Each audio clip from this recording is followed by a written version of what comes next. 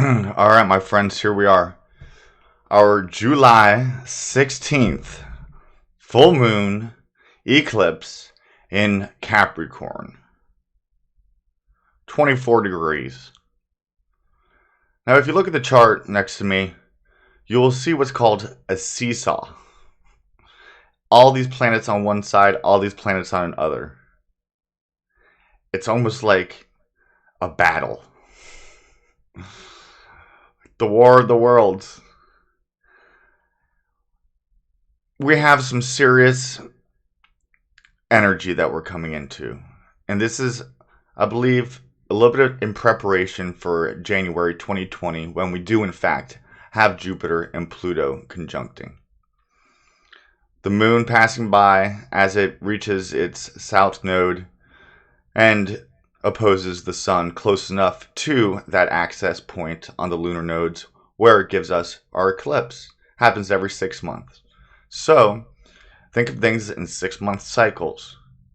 Now, if we don't address things that are nagging at us, that we can find in all types of places where this full moon will reveal, if we don't dig those things up and address them and work with them and show discipline, and instead of just talking the talk, now it's time to walk the walk.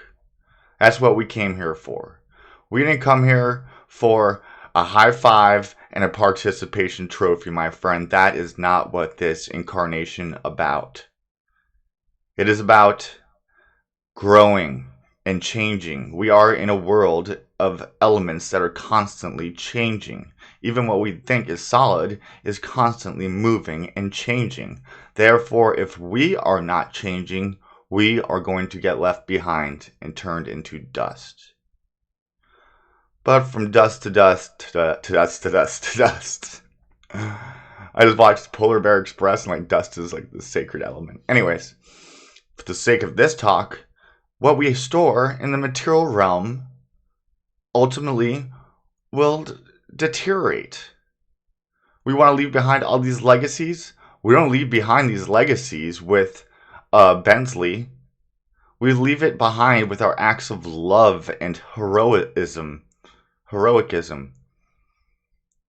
Storing those things up in heaven where they are not susceptible to corrosion and rot. With this Capricorn moon, I believe it is here to enlighten the fact that our public image that we keep up needs to be changed.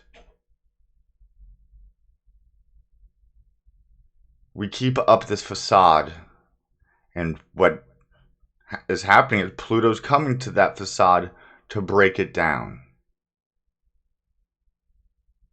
And it's like do or die time. It's like, okay, chance after chance after chance. Now those chances are coming to an end, and this is kind of a final countdown, final warning, red alert.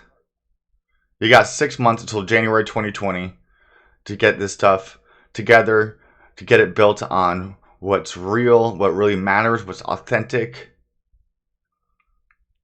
And if we get a chance to nurture that, and sometimes it might be embarrassing to let out your feelings, admit that you have emotions. That's the side of our brain where we get care and compassion and concern. The right side, the feminine side. The side that's associated with nature, nurturing. The side that we're constantly attacking and putting our foot on in our society. Our north node is in Cancer. Where the sun is right now, this Cancerian energy is where we're supposed to be headed karmically. Next, for an 18th month span. Then eventually the north node will move to Gemini. We'll talk about that when we get there. Now we're focused on what is this Cancer season trying to tell us. And then look to the opposite end of it. What is Capricorn, this twin of Cancer telling us? Well, with all this energy there, with Saturn is coming through with the Sith, the sickle, to cut off those things that are keeping us from growing healthily. There's all this whole pedo scandals and stuff, and all that stuff coming to the light. They try to abuse Saturn, and they do this black cube, Secret Service, killing people thing, and they try to use Saturn's energy for evil. And Saturn has the last laugh. Now he turns around with the sickle, and he cuts them. Fools. Now Jupiter isn't all hunky-dory either. We have Jupiter in conjunct to this.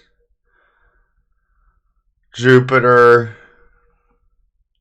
a square to Neptune. Jupiter is slowly making a trine to Mars, but it's not quite there yet. Jupiter can give us overindulgence. You see, we call Mars and Saturn a malefic planet. Venus and Jupiter, the beneficent ones. They both have a side to them, a good and a bad. That's why I put this together on my own. That's why they chopped up Osiris's body into 14 parts.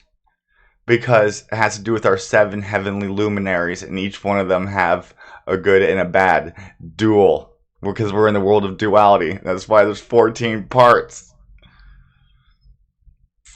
So, what we do, each time we come to a sign, we look to the opposite of it.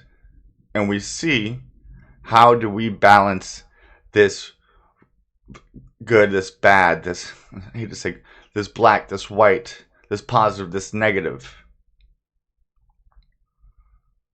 Are we focusing too much on perhaps caring for our family and nurturing, where we're sacrificing what we want to get out of this world and put into this world? And it's vice versa. Are we vice versa? Are we putting too much in at work and neglecting our family? That's very shallow. Now think about that in different levels. Public image. Am I worried about more about my public image than I am about my emotional realm? Often you see people suffer emotionally because they're so focused on how people see them, which we all have that. We shouldn't be walking around in banana hammocks all the time. So there is a time for our ego, and it's to be formed well and not to be given too much power. That balance. So I pray that we find that balance now. With all the seriousness, it's good to have humor. So let's take it to the cards. Take it to the cards. Take it to the cards. Take it to the cards. I got stars in the background. I like it like that. I'm going to darken my background. Oh, precious heavenly luminaries. Oh, principalities, dominions, thrones, guardian angels. Our higher self who dwells just behind the veil. Please bring us some cards. Give us a couple. The Knight of Pentacles. What's our project that we're working on? Is this project one that fits our divine true purpose in life?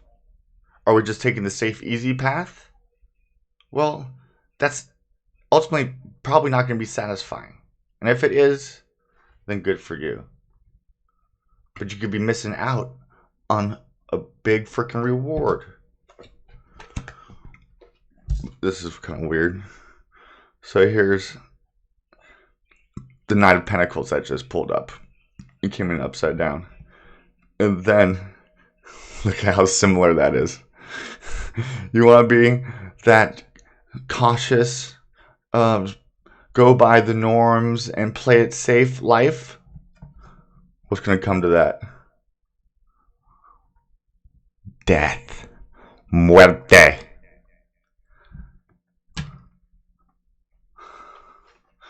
That's the Scorpio card. Prince Scorpio in the house, baby. And that's very Saturnalian-like as well. Pluto and Saturn coming together, that's like Scorpio on steroids. Some murder. Murder, she wrote. Riri. It's time to kill yourself in your safe little... I'm safe here, doing nothing in this world. Stir it up a little bit. And if you don't, it's going to get huffed and puffed and blown down. A happy home. Think, as a good practice, it's not being selfish to want to live in a nice, fancy home, Capricornian. Drive a nice car. These are good things. I drive a Range Rover. It's used, it's old, but it's still a Range Rover. And people give me a hard time. Oh, how are you going to talk about poor people and wanting to help them and fighting for their rights, but you drive a Range Rover? Doug, I want everybody driving Range Rovers. Range Rover for you, Range Rover for you, Range Rover for you. Hopefully yours is one that has less than 160,000 miles and...